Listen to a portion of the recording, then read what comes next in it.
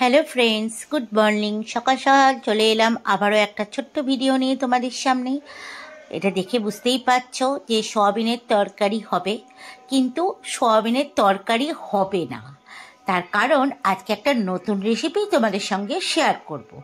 তোমার একঘেয়েমি ওই সোয়াবিনের তরকারি খেতে আর ভালো লাগে না, তাই প্রথমেই সোয়াবিনগুলোকে ভালো করে সিদ্ধ করে নিয়েছি। তারপরে সিদ্ধ করে আমি জল সমেতই মিক্সিতে দেখো ঘুরিয়ে নিয়েছি। এবার এক এক করে আমি ওর মধ্যে দেব 2 চামচ মতো বেসন, ওই সোয়াবিন বাটাটার মধ্যে দিয়ে দিলাম। আর দেব হচ্ছে স্বাদ মতো লবণ, আর হচ্ছে তোমার এখানে আমি আদা রসুনের পেস্ট করে রেখেছিলাম, সেটা দিয়ে দিলাম। আদা রসুন আর লঙ্কাটা আমি এখানে 5 থেকে 6টা লঙ্কা ইউজ করেছি, কাঁচা লঙ্কা। এবার দেখো সব শুদ্ধ ভালো করে চটকে মেখে নেব, একদম শক্ত করে, মানে একটু হালকা শক্ত হবে, কারণ সয়াবিনটা তো জানোই নরম একটা জিনিস।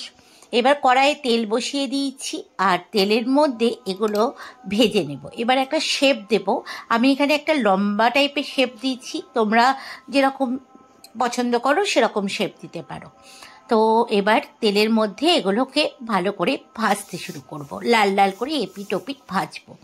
তোমার দাদাভাই আজকে আমাকে বলল এই অনেক দিন পর এই রেসিপিটা ওর খেতে ইচ্ছা হয়েছে, তার জন্য।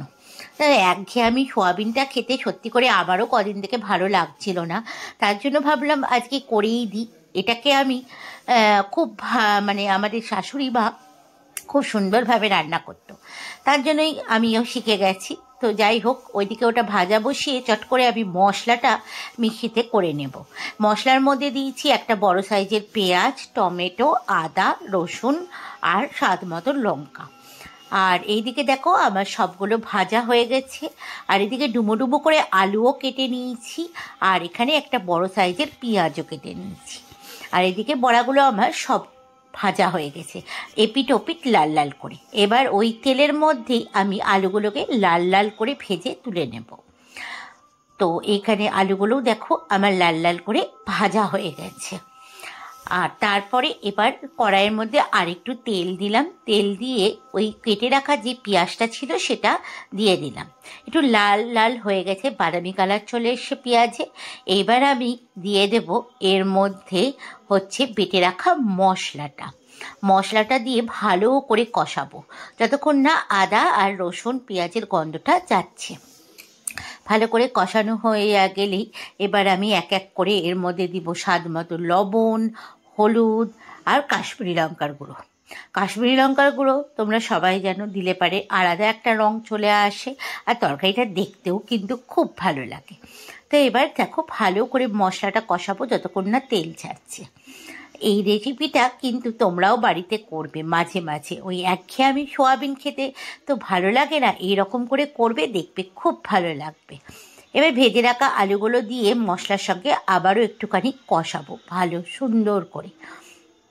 এটাকে কিন্তু সোয়াবিনের মুইঠা বলে, আমার শাশুড়ি তো তাই বলতো।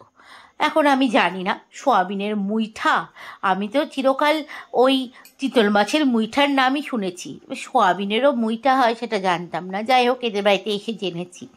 এবার কষিয়ে দেখো জল ঢেলে দিলাম আলুটা সিদ্ধ হওয়ার জন্য। আলুটা ভালো মতো সিদ্ধ হয়ে গেলে এখানে এবার আলুটা সিদ্ধও হয়ে গেছে। এবার যেই সোয়াবিনের বড়াগুলো ভেজে রেখেছিলাম সেগুলো এর মধ্যে দিয়ে একটুখানি ফুটিয়ে নেব, কারণ বেশিক্ষণ দিলে পারে গলে যেতে পারে, তার জন্য আমি একটুখানি শুধু হাই ফ্লেমে দিয়ে গ্যাসটা ফুটিয়ে নেব। এবার ওপর থেকে ঘি আর গরম মশলা ছড়িয়ে দেব। ব্যাস রেডি হয়ে গেছে আমার সোয়াবিনের মুইঠা। তাহলে বন্ধুরা, তোমাদের কেমন লাগলো অতি অবশ্যই কমেন্টস করে জানিও, ভালো লাগলে লাইক করে দিও।